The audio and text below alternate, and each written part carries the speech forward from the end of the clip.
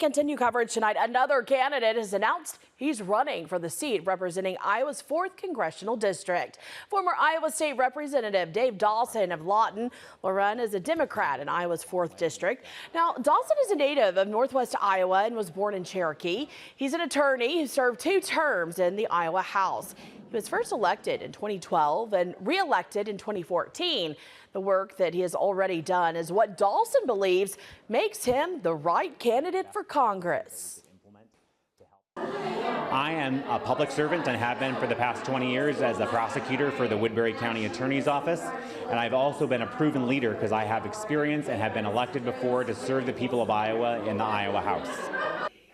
If elected, Dawson wants to focus on expanding health care options and research, investing in rural communities, and expanding Social Security as well as Medicare. Now, Dawson is the 3rd Democrat to enter the race for the 4th District congressional seat.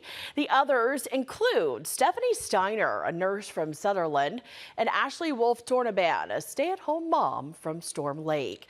Now, 4 Republicans are also running for their party's nomination in the 4th District. Kyle Larson, a former farmer from Humboldt, Chris McGowan of Sioux City, who's the president of the Siouxland Chamber of Commerce, Ryan Rhodes, who is an entrepreneur from Ames, and State Representative Matt Winchittle of Missouri Valley, who serves in the Iowa House.